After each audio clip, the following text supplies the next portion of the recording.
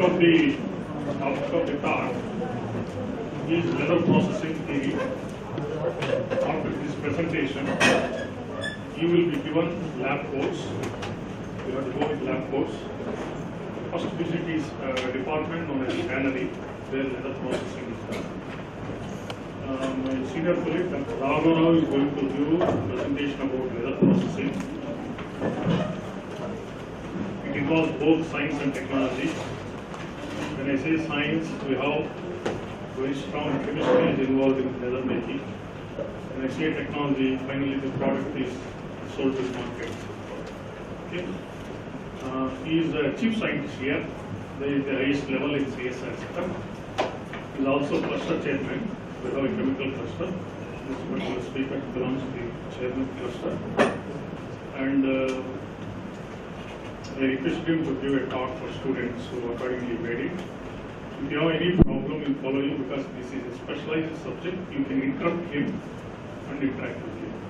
Okay? With these few words of introduction, I request Dr. J. Raghava to give the talk about leather processing. Okay?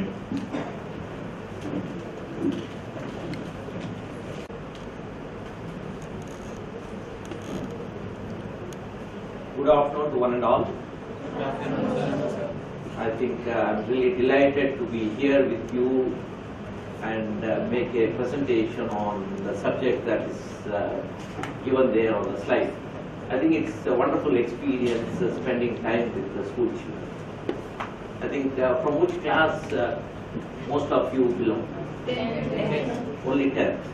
All of you are 10th or higher? 9th and 10th. Okay.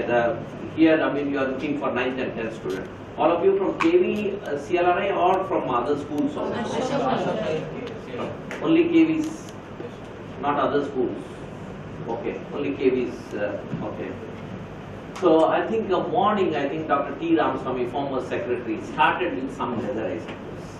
He was talking about leather. I just peeped in, the hall was full. I just saw for, sat for a couple of minutes. And then I thought, I think, anyhow, if I see that, I won't be able to speak because he's speaking, but I want to speak. So I just went off. Okay.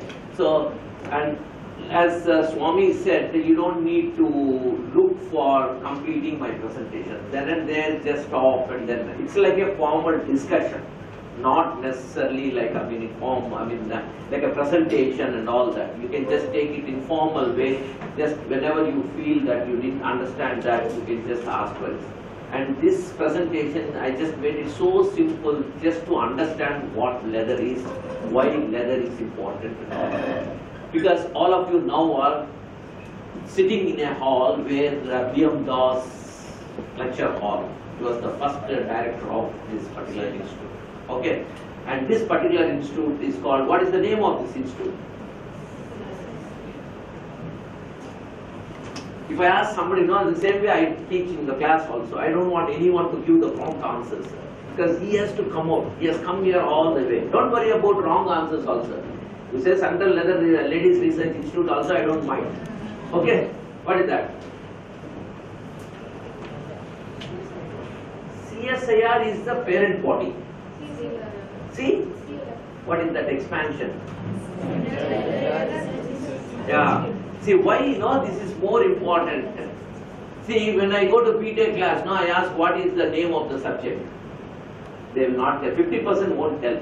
I'll ask the faculty name. 50% will say several names. Why I am saying this, for any lecture, if you go, you should not forget the place where you are going. It's something like an address, no? See, you should not miss out from the place. Suddenly you slip off, you go to somewhere else, you should be able to tell I am at CLRI. Is it not? So similar way, you should know where you are, the address, what is the lecture, what is the topic, what is the significance of this. This is more important before we really go into any understanding of any science or practical or whatever it is. First, you should really define yourself what you are trying to learn. Whether we are going for a lecture or we are going for a cinema, you know, when you go to some mall, you know what the cinema you are going, which screen it is, all that you tell. Similar way here also, you should be able to register for what you are coming here. Okay. Having said that, Now the topic that has been given, because you have now come to CLRI, Central Leather Research Institute, you are supposed to first understand why this institute is here, what is the significance of this institute, and what it does, what is the research these people are doing. Several questions have to be looked at, because now since you have come, we are conducting this particular program, you should know about this particular institute. When you go back home, you should be able to say what is leather. Okay, so that is the idea. I think my colleague has designed in such a way, start from the core, it's like a backbone. Here this institute, leather is the backbone. Okay, so here we are talking about leather processing theory. He has made it very clear theory, because he wants me to talk something about theoretical knowledge about leather processing. And then he said that he will have, lab coats given to you to go to the tannery to see the demonstration of the leather making processes. Okay, that's the basic idea here. And now this is the institute building, the front view of the institute building. We are talking about leather processing theory. And this particular institute, if you really look at it, 24th April 1948, the foundation stone, foundation has been made. That's the day this institute has come. And now it's several years, 70 years that this particular institute has been working, and it is supposed to be the premium institute in leather research and technology. And we are serving to the industry. Basically, as he said, CSIR, Council of Scientific and Industrial Research. So CSIR is a parent body where you are supposed to do research related to the industrial relevance. So here, leather industry is one thing that this particular institute looks at, catering to the needs of the leather industry. The research is towards the needs of the leather industry. Okay, that's how it is. Now let us look at what a leather, what a skin is. See, normally if you really look at it, animal skin, meat industry, byproduct, leather making. See, look at the animal skin, meat industry, byproduct, leather making. So look at the connectivity. It is a connectivity. See, animal has a covering. See, mostly if you really look at in developed countries, you have meat eating is the main thing. So animals are grown for meat. That is the main, value material in the animal there. But here we look at milk as the main product. See, we look here, we grow in India, we grow most of the animals for milking. And then we never, try to eat more of the meat here. In some states we have, but not in all states. So the animal is not, slaughtered or butchered for meat, most of the places. Okay, most of the places. And now the government is also looking at, cow slaughtering being banned because of several reasons. There are several things that are going on. Let us not go into those things. So you have an animal skin. As you see, the kinds of animals that we talk about, buffalo, cow, goat, sheep. See, you could see here, different types of animals are there. Here if you really look at, once you slaughter or once you have an animal fallen, dead, then what happens? See, if you leave it like that, the dead animal itself becomes a severe problem. Is it not? Can you just leave animals dead like that? That will create pollution, and it will create a lot of the diseases. So the cascading effect is severe. So what is that we need to do? Now you say solid waste. See, the people generate at home solid waste, liquid waste, several things. But nowadays what's happening? Because the dumping sites have become totally saturated, people are looking at make use of the solid waste for yourself. Try to find a way to segregate that. Anything, the organic or biodegradable one, you try to convert it into a composite and reuse it. In a similar way here, the meat industry is the main industry. The animals are used, butchered, and then the meat is being exported. Now the byproduct, that is the covering, the skin. Skin is what? All of us have skin. Skin is basically what? It's a covering of an animal. If you take, it's a covering of an animal. If you take our skin, human skin, covering of a human. What is that skin so special? Skin has some function. No, it is not that just only covering of the body. So what is happening? The moment the animal is butchered for meat, you remove the skin because you want only the flesh and inside material. Okay, all unwanted materials you remove and then take the meat and then you sell it off. Then the skin becomes a byproduct. That is, it has no value at that particular point for, eating. Then what happens? Then comes, because it is a byproduct, you can't waste it. Now the people are looking at wealth from waste. That is the concept. Everywhere, wealth from waste is the concept. Now this is the waste, the skin, what you are really looking at, it is the waste. How best we can look at finding a solution to be having a high value material. So that's how, that means what it says is, from a byproduct industry, as a byproduct, see, leather is, the skin is a material which is coming as a byproduct, which is something industry. So what happens, now leather, you might look at it, skin, okay, it has some value, X value. Then when you convert it to leather, what is the value you look at? Now what happened, for so long it has started as a byproduct industry, now it has become a full-fledged industry.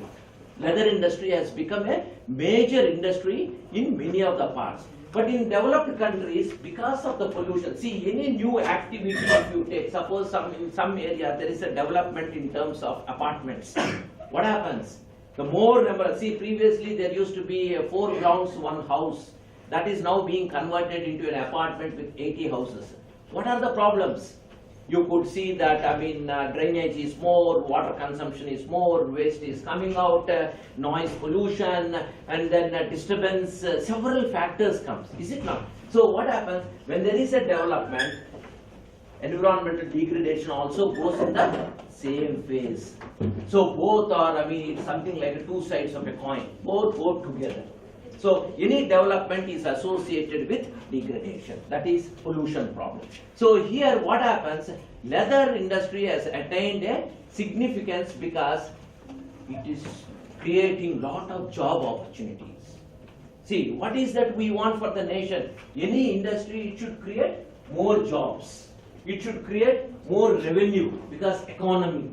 See, paddy, see, some of the states, paddy is the main base. Commercial crops, fish culture, prawn culture, several things, minerals, tea, several things are there. In a similar way here, leather also has attained importance because it has generated a lot of revenue inside as well as foreign exchange. Because foreign exchange also is more important. At one point of time, leather was really standing in the better position, but now after this minerals, exploitation of other things, jewelry and all that, now it has gone to the 8th position. Which means that other industries have become more significant compared to the leather industry. So that's how we need to look at why this particular industry is very important, because this industry plays a significant role in terms of employment, in terms of export earnings, which are very important for nation building. Okay, so that's where it is. Power is coming. Yes, having a leather purse means, oh, rich. It's something like, now you could see, the automobiles, particularly high-end vehicles, no? If you have upholstery, leather upholstery, premium charge, 1 or 2 lakhs more. No? And no, it's a leather, typically you can see, feel that the smell of the leather gives, the feeling that it is something special. So many of the automobiles, people are looking at making leather as a premium item. So even in aircrafts and all, people are looking at having leather as a material to be used for covering that and also giving the aesthetic. Then the question comes, why is that leather is so important? See, you have several polymers have taken over and then gone into several folds with high funda materials. In that case, why people are talking about leather? What is that leather is important from synthetic? Can somebody tell me why leather is so superior compared to synthetic? Suppose I have a shoe. I have to the right side of my right leg, I have a leather shoe. To the left leg, I have a synthetic shoe. What is that you feel? Can somebody tell? Yeah, please. Some people are allergic to synthetic shoes. They get shoe bite. But That- leather it's natural, so most of the people won't get. I agree to some extent. It's a natural material, so I mean you say, but not all natural materials are non-toxic. Okay, that also we should look at. Many of the natural materials are also toxic. Is it not? Here, what we are looking at it more than toxic factor. I am looking at what are the functional features that makes leather superior. See, nowadays, I mean, I am getting, spectacles. Previously, there used to be, thick glasses. If it falls, it will break. And then everybody will come, oh, this guy is having 6 power, look at it, like a soda glass or something people used to say. Now so elegant, even 6 power, it comes very thin one, unbreakable. That is, the functional properties are more important, is it not? So what makes leather superior to synthetics? Anyway, yeah, please. Leather lasts long. See, lasting long, a polymer can last much more than leather also. It is not last longing, is not a functional property. See, you are sitting here, AC is not working. Are you comfortable? You are saying, what CLRI? You talk big, no AC, no power, no generator, nothing. 15 minutes they take and this guy is blabbering something because he don't have slides. Correct? This is what is going on in your mind now. Huh? That what is the comfort you are getting by sitting here if you have a beautiful AC room with elegant sitting place, leaning like this, all that. What is that you are getting there? Comfort. What is the comfort you get here in leather? Why is that leather has that comfort property? Skin is what?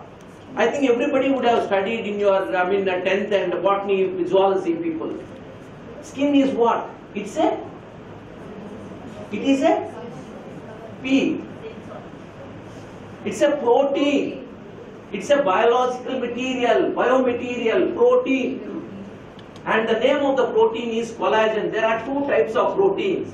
What is that? Anyone from biology side? Okay, let's not worry about that. Let us move on to here. See, here what you do first, you have, animal, then you try to kill the animal or butcher the animal or slaughter the animal. These are all different words people use for killing. Then what is that you are doing? You have to remove the skin. The removal of the skin is called flaying. Okay, I will just leave this why leather is superior because there is a slide that comes, that time I will give the answer. Okay, meanwhile if somebody can get me the answer, I will be very happy. Okay, now what happens? Now you have here meat and then the skin goes.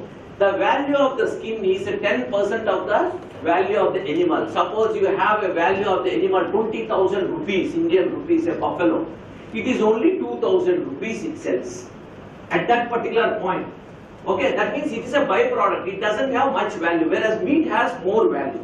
Now the 2,000 rupees one, okay, I want to make it much more than 20,000 rupees. That is what is leather processing. That is what is CLRI is trying to do here, value addition for a material which has no value.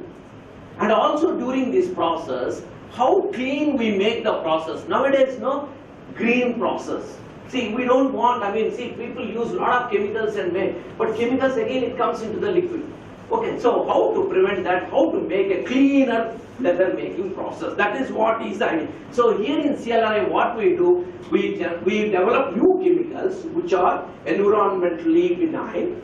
We also develop new processes.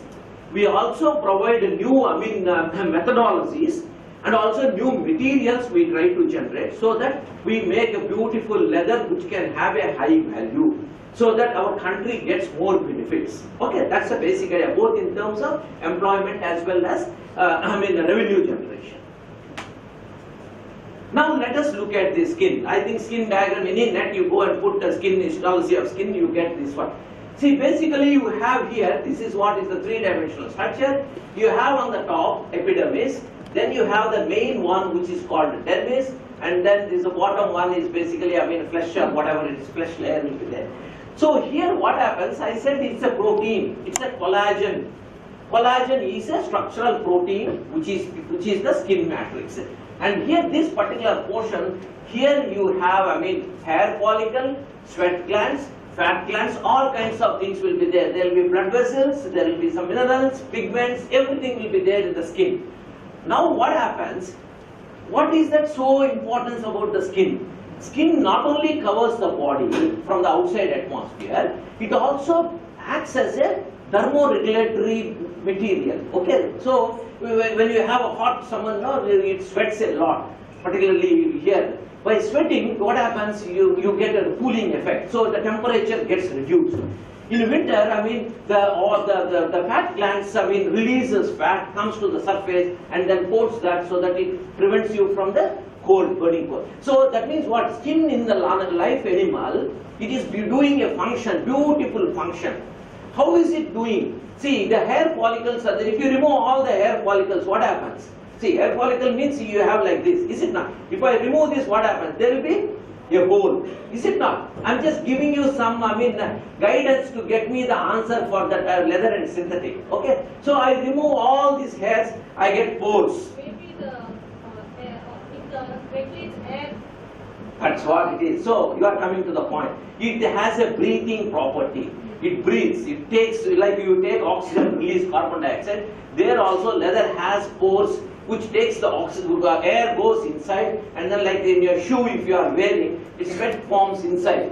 It goes inside, takes out the sweat outside. Okay, that is what is the property. I am very happy that you came out with the small, tip I have given. Okay, here that's what it is. So you remove all the hairs, and then you get, pores which really helps you. These are called macropores. Whereas inside you have mesopores, and inside the collagen molecule you have micropores. So different kinds of pores are there, and the collagen structure is basically also three-dimensional. Normally if you take a textile fabric, it is two-dimensional, is it not? X and Y axis. But if you take a collagen structure, it is a three-dimensional matrix. Like say you make this pleat, no, your mother makes 3 strands you take and then you weave it like this, is it not? It's just a typical example, okay? So it is woven like that and then forms a collagen molecule, beautiful collagen molecule. Like this, typical of your hair, girls, no, mother does that, 3 strands she takes and then she pleats to that. So that is where you are looking at. So here what happens, if you come here, this is a collagen molecule. Then it goes to, let's say, it is not, skin is not one molecule. Several molecules of collagen combine together to develop into like a collagen molecule. Then from there, 5 of the collagen molecule combines and forms a pentafibril. Then from there it forms a fibril, then forms a fiber, then forms fiber bundle. It is something, no, you have a coir rope. You have a coir rope or your hair plait. Several of these coils combine together and then form. So that's how it becomes very rigid structure. So basically the collagen, the skin, in the skin, it has a 3-dimensional matrix going in different directions, X, Y, Z axis with the bundles, not single collagen molecule. So it will be in the bundle form like a rope. Okay, so that is where it is. Here what you are talking about, this is a bundle. This is converted into a beautiful leather which you feel, by seeing that it gives you so pleasing appearance, and also the properties, the quality, the color, aesthetics, everything. Okay, that's where it is important. Now look at how it has evolved, leather making. All of you know, people used to have, they hunt animals because they need food and they need covering also. Those days, they don't have the covering material. So what they do, they kill it. Then they used to dry the material. They just put it over, spread it with flesh side up and then dry it. The dried one they used to use it for different end users. See, if you really look at it, here they are looking at, even they are trying to make huts. Beautifully they try to make it. See, that's how old, if you really go back to the ancient generations, that's how people used to, for both as covering as well as for making even materials which can cover the houses for them to stay. Okay, so it has wide applications, which is just, the animal skin is just dried and then put it. After that, slowly it has evolved. Different things have come. Initially, it was just a simple drying. Then if you really look at it, the oldest evidence now, has been found that Chalcolithic pit in Armenia, they found a leather shoe. See, look at this, how the shoe looks like. It is just, it's folded and then knotted like this. This is what is 10,000 years old shoe. That was the, I mean, the olden generation was like that. If you go back, I mean, humans also, how they look like a monkey. But now if you really look at, things have changed, refining, is it not? So again, you may go back to that stage again. So here, if you see that this is what is the shoe, and if you really look at Tamil Sangam literature, talks about leather making process. See here, even the sculptures, if you see here, there is something here at the ground which says that it's a chapel. It's a people, I mean, the idol having a chapel being used. Previously, people talked about wooden one being used, but now when people used to use leather one, it is just to say that, I mean, the literature talks about leather making even those days. Even the Tamil thing, which really talks about that, that means it has some history. It has some history. And in the past, I mean, it is used, goldsmith is using where, I mean, no goldsmith those days, if you want to, like say, the olden days, even if you go to Pakka villages where you don't have gas, everything, they used to use, I mean, what do you call, charcoal or whatever it is. They blow it so that the flame comes properly. So that blower, actually, they use the leather one. Okay, they use for carrying water, they for covering the chest, for putting the knives, for shield, for the drums. These are various materials, this leather being used for those days in the past. Okay, knowingly or unknowingly, this has found a very comfortable, I mean, place for making it to this particular usages. Now let us look at how today leather and leather products look like. See, those days it is something, but now the things have changed. Now you see, you have a farmer. Basically, if you see, leather, where from it comes, a cow grazing and all, is a farmer. Basically, you should go to the village, you should see, I mean, animal husbandry, people use grazing the cows and all. This particular one links the fashion world. See, leather is a beautiful one. Links animal husbandry, like say a farmer with a fashion world. So the material which is there in some corner of a Pakka village is now reaching all kinds of things and owned by several people. So that's how it is. See the look at it, a farmer at what level, and then you see the fashion at what level. So it is linking that. It's a bridge for these two. And I have already talked about that it is of importance because of revenue generation as well as employment generation. This particular industry is very important for these two reasons. And now you look at some of the visuals, just giving you that it can be used for handbags, it can be used for shoes, both for gents, ladies, particularly children's shoe is now gaining importance everywhere. Because what happens, the child, the foot, if you really take, it keeps growing. If you take an adult one, the growth of the foot is constant. Mostly it doesn't change. Whereas the child, I mean, is in the growing phase. So it changes. So CLRI has developed several, I mean, sizing systems and also comfort bearing shoes both for children, men and women. Okay, so that is what, I mean, is very important in this particular. You might think it's not just making chapel. See, you could see CLRI has also made some developments for diabetic footwear, ulcers. Because the diabetic people, it's very difficult to wear because no, it forms, I mean, blisters and then it starts, I mean, oozing and then all kinds of things. So CLRI has developed chapels for obese people, diabetic people, arthritis people. So this is where our science component in this area is. Very important contribution in terms of, because now footwear has become now foot care. See, the concept has changed. Footwear is to protect your foot from external factors. When you walk, it should not get abrased, or if it is hot summer, it will be hot, cold, on icy, you can't walk. So that has become now foot care. That means taking care of you, health point of view. Okay, so the CLRI has made several significant contributions in this area. Now you look at garments. This is one area which is hyped under. Now for Indian conditions, except for North, we never even, I mean, if you take, I mean, suit and jackets also we don't wear in Chennai. If somebody is wearing, if you go to Ethiopia, we were there for a long time. There the climate is mostly less than 20 degrees, 15, 20, so pleasant climate. Everybody wears their suit. That's a traditional form for them. So here in summer, if you wear a suit, people look at you and laugh at you. Okay, because of the climate you have it here. But these garments are very important for protecting, from cold. So Europe is a very good market for India. Germany particularly is a very good market. Our Indian products goes to Germany, not to US. Maximum goes to Germany. US always favors China. Europe to some extent, because quality conscious, they move towards us. Okay, and China is really picking up because China is doing extremely well in all kinds of things, not only in leather, in everything you take, China is doing well. That's a different story. They are bulk market people, not quality market people.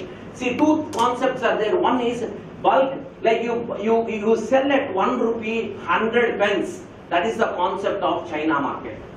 Italy market, 2 pence make that money. Brand, quality, design.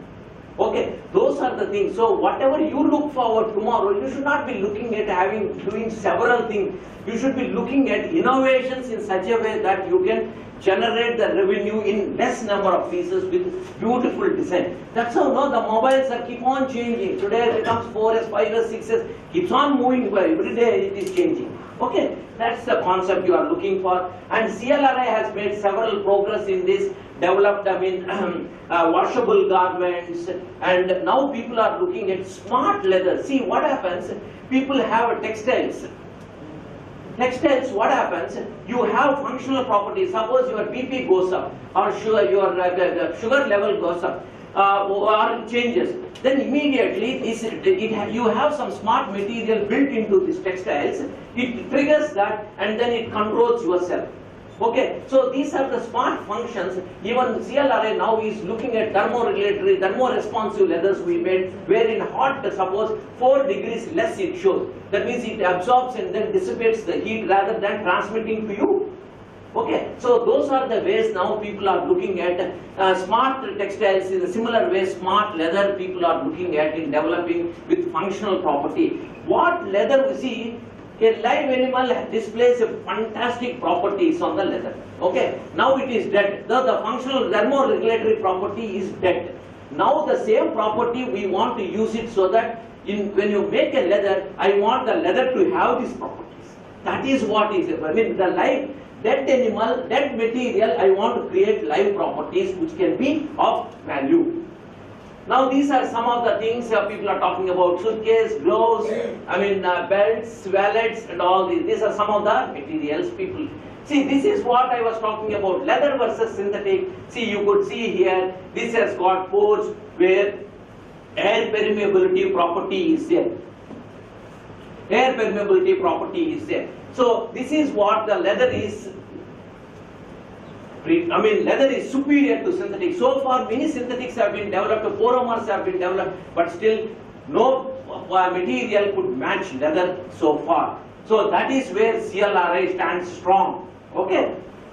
Now let us look at leather industry is distributed in Tamilnadu. Here 50% of the industry is put up in Chennai, Ambur, Ranipet. If you take Chrompet, the name itself came because we used to use chromium for tanning purpose, stabilization. That's how the Chrompet name has come. First chrome tanning has been introduced in Chrompet there.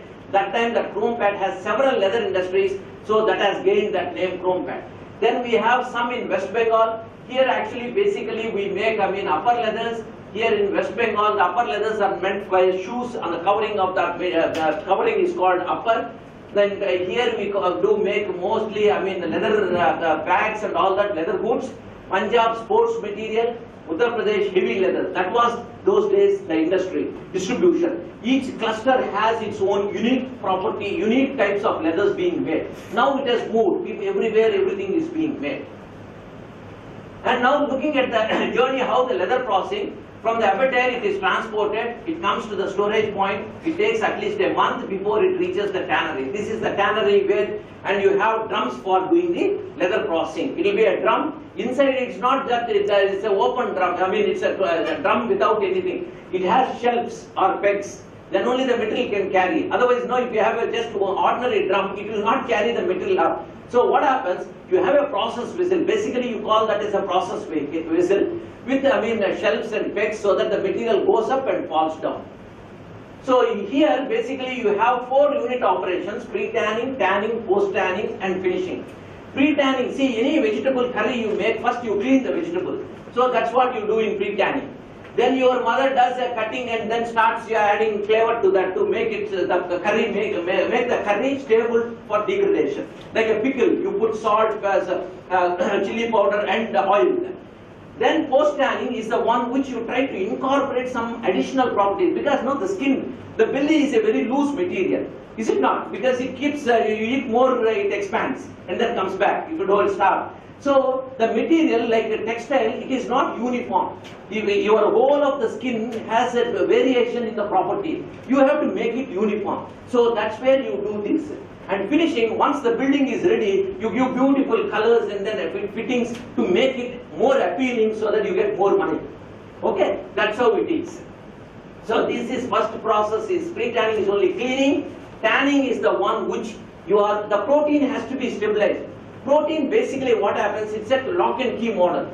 Now for one lock there is only specific key. You cannot open with any other key. So only the key which fits into the lock only can open that lock. So similar way here, enzymes goes identifies a particular site. Suppose I have like this in the protein. The enzyme comes, if it is in this shape only it can recognize and cleave them. Suppose I put a cross link here, if I put something here, then it is no more the same as before. So the enzyme cannot act on this. So here basically stabilization basically is you try to incorporate some chemicals or something which doesn't allow the enzyme, incoming enzyme to recognize the site. Okay. And then in the post-tanning, I said that it will incorporate some features, particularly properties, uniform thickness, good substance, all those properties, and finishing is basically to aesthetics. These are just unit operations. The first one is soaking. Soaking is basically washing. Just wash it to rehydrate and to remove. What happens when the animal is dead? Salt is used to bring down the moisture content. Skin contains 70% of moisture. You try to bring down the moisture to 30% so that the bacteria cannot act. So once you bring the moisture to 30, you can protect the material for some days, at least a month. Or you dry it fully to 9% moisture, you can protect it for more number of days. So this is what is that, So this is the soaking. This is the dehairing. You have to remove the hair, which are unwanted materials have to be removed. And the fiber bundles, I said you have bundles. You have to open up the bundles. In a plight, it is so rigid. If you open your bundles freely, then it becomes soft. So the leather has to be made soft by opening up of the bundles. Then you do the tanning. Basically, first initially people used to do vegetable materials, bark or nuts. They use, those days now what they do, dry it is one thing is they put it on the shrubs, then it automatically tans. And then came chrome tanning in 1858, that is something around 1897 it started. So chromium is one material which is used popularly for stabilizing the protein. And this is what is the leather, they call it as wet blue leather, because once you do chrome tanning, the color of the leather is blue in color. And this is vegetable, the plant bark, as well as, the nuts are used. This leather looks like, there is a bees color leather, and this is the extract what you get from this. And this what is the proper, you try to post tanning, you incorporate properties, some resin material, you put it so that you get the substance, you add dyes to get the colors, you add some oils. See, when you want to comb your hair after taking head bath, you apply oil. Then it becomes easy for the comb to remove the, these things. See what happens, so oil here also acts as a lubricant in an emulsified form to make the softness in the leather, to create softness in the leather. Then finishing, you try to make, different coatings. Basically people use protein coat, casein finish, resin finish, two types of finishes. It's basically covering the defects as well as, giving elegance to the material, and then finally you make different products. I think your Swami is waiting there, sending slips to me to finish the lecture. I think I will close at this particular point. I hope, this has given you some light of what leather processing is. If you have a few questions, maybe one or two I will take if time permits. Thank you very much. Lectures, a discussion has to be made. I will tell you in BTech, when I go to the BTech classes, nobody asks questions. Sometimes, no, I break my head, I go talk, come out, it becomes really sick for taking classes. Unless somebody asks me questions, there is no thrill and challenge.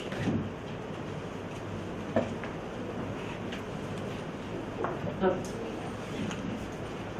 The turning process to add chromium. Yes, madam. Chromium, is it a harmful substance? How to recycle it?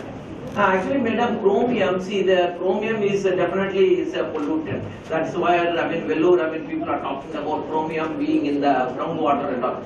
Actually, there are oxidation states of chromium various. Chromium 6 is a carcinogen, which is not used for leather processing. Chromium 3 is used, which is non-carcinogenic. But what happens, sometimes because of the conditions, chromium 3 can get converted, oxidizing atmosphere, it can convert chromium 3, it can convert into chromium 6. But what happens, the discharge standard says that no chromium should be discharged. That's very clear. Even though it is something like use, manage. So, recycle, recover, recycle, reuse. That is the concept being followed for chromium. You might ask why chromium is being used extensively for leather when the vegetable is there. Vegetable is... Thank Dr. Rao, usually of giving big class to you. Thank you.